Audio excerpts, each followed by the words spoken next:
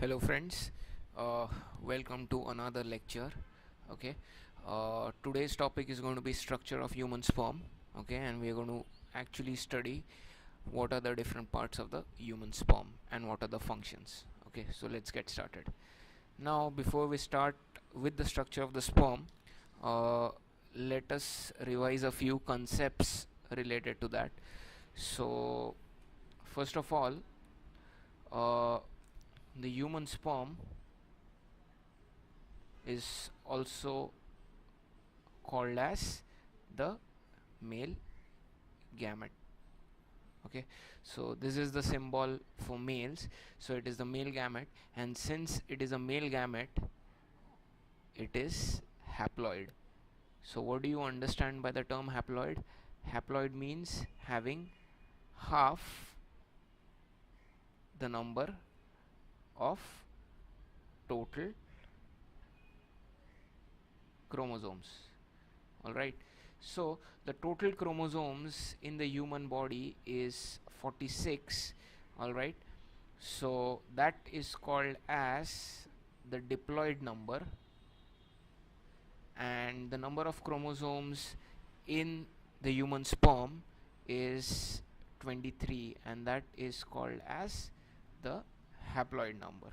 Alright, diploid is denoted by 2n, haploid is denoted by n. Alright, so all the normal cells of the body, which are called as somatic cells, have diploid number of chromosomes, whereas haploid number of chromosomes is shown only by gametes, and gametes are sperm, that is the male gamete, and ovum, that is the female gamete. Alright, now each of these gametes has haploid number of chromosomes because during fertilization both these gametes unite and they form a structure called as the zygote, and this zygote has 46 chromosomes. Okay, so that is related to the introduction part. Okay, now let us actually study the structure of a sperm. Now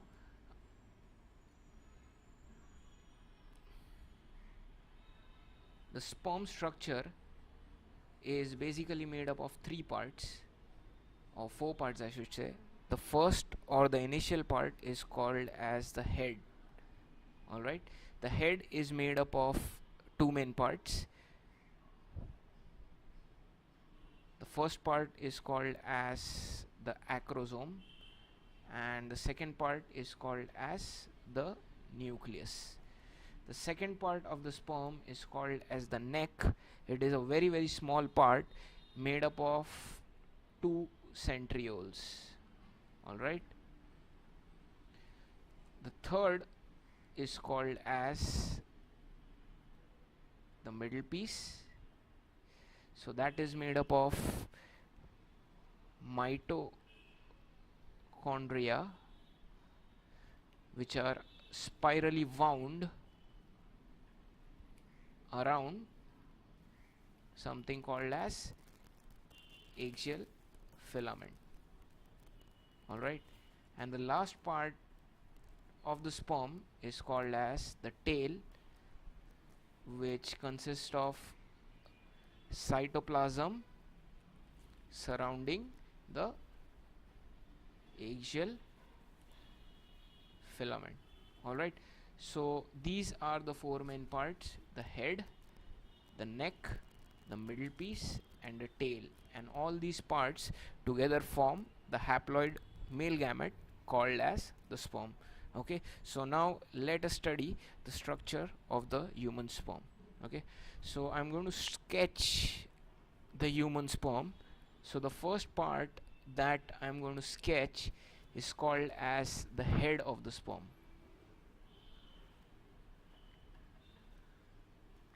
Alright, so this head basically has two parts. Okay, the uppermost portion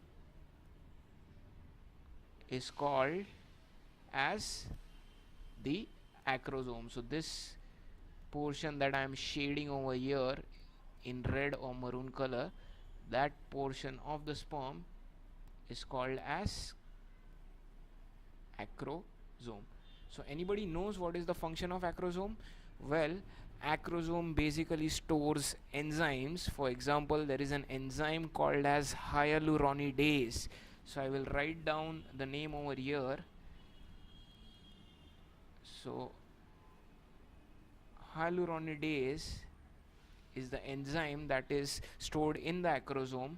It helps the sperm to penetrate the ovum. So when this enzyme is secreted by the acrosome, it basically creates a pore inside the ovum so that the sperm can enter it. Okay, so now since you know what hyaluronidase is, we can actually erase that part. Okay, so now coming back to the structure of the sperm, the first part that I have drawn is the acrosome. It is present inside the head. Below the head is present a very important part of the sperm, that is called as the nucleus. Alright, so nucleus contains 23 chromosomes, and as I told you, the nucleus is basically a haploid. Okay, so that will fuse with the 23 chromosomes of the ovum and form a diploid zygote. Okay, so this part is called as the nucleus. Alright, into bracket I'll write down haploid. Now this small portion below the nucleus is called as the neck. Okay, so the neck is not seen properly, so it is a very small portion, and below the neck are present two structures. There are two centrioles which are present. Alright, so this is the anterior centriole. Okay, or it is also called as proximal centriole, and below that is present the distal centriole. Alright, so in the neck region two centrioles are present, the proximal and the distal centriole. So the proximal centriole basically helps in the division of the zygote. When the zygote is formed, this proximal centriole basically helps in the cleavage or the division of the zygote, whereas the distal centriole gives rise to a structure called as the axial filament. This axial filament continues from the neck up till the tail. Alright, so it kind of forms a backbone or the endoskeleton of the sperm. Alright, so this is the neck region where both the centrioles are present. Below the neck is present the region which is called as the middle piece. Alright, so this area cylindrical which I have sketched is called as the middle piece. Inside the middle piece is present the axial filament. So I'll draw the axial filament first. Alright, so this is the axial filament which I have drawn. Alright, and around the axial filament is present the mitochondrion. Now this mitochondrion is spirally wrapped around the axial filament. Are you understanding? So it is totally covering the axial filament. So can you tell me what is the use of this mitochondrion? Now as you all know, mitochondrion is the powerhouse of the cell. Alright, so the sperm needs energy to swim inside the female genital tract, so that energy is generated by the spirally wound mitochondria present in the middle piece. Alright, so this initial portion is called as the head, which consists of acrosome and nucleus. Then the neck, which is proximal centriole and distal centriole. Below the neck is present the middle piece, which has the axial filament wrapped around by mitochondria. So we will label this. Alright, so mitochondria into bracket spirally wound. Alright, and I think we should also label the axial filament, so we will do that.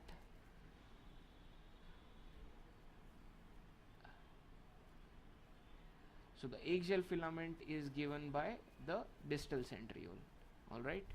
Now we come to the last part of the sperm, which is present below the middle piece, and that is called as the tail. Now the tail is a very thin region which is basically made up of axial filament, and it is surrounded by a thin layer of cytoplasm.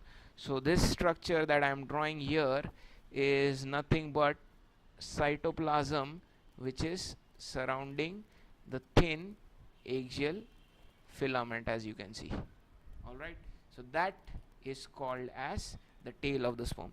So as you can see, this structure here, I label the cytoplasm, alright, the axial filament complete. So this is the structure of a human sperm. Alright, so we will label the 4 different parts of the sperm. This initial part is called as the head.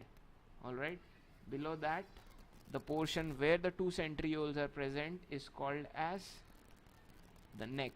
The head and neck are covered by an extra membrane called as the fibrillar sheath, which protects the sperms. Alright, below the neck, the remaining wide portion in which the mitochondrion is present is called as the middle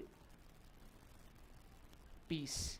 And finally, the thinnest portion of the sperm having the cytoplasm and the axial filament is called as the tail.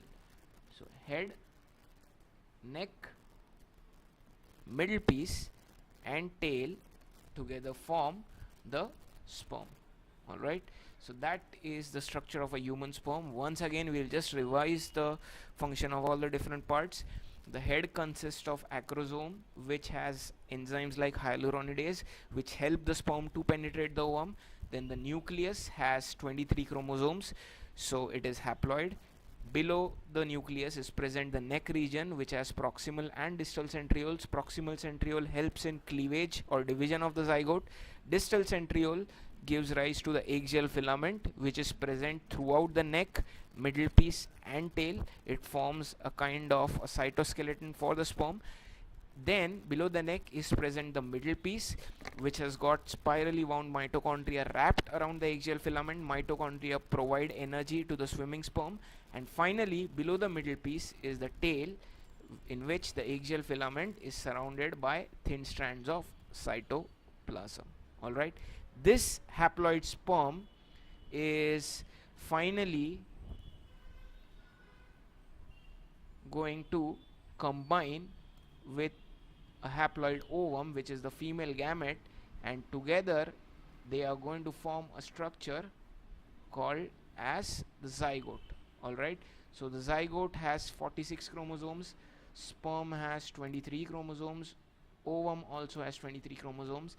This zygote is a single cell and it will undergo divisions, which is basically called as cleavage. So when the cleavage is formed, when the first zygote, which is one celled or single celled, undergoes the division, that division is helped by the proximal centriole. Alright, okay friends, so I hope you have understood the structure of the sperm. Okay, and thanks for listening patiently. Hope your concepts have been cleared. Thank you.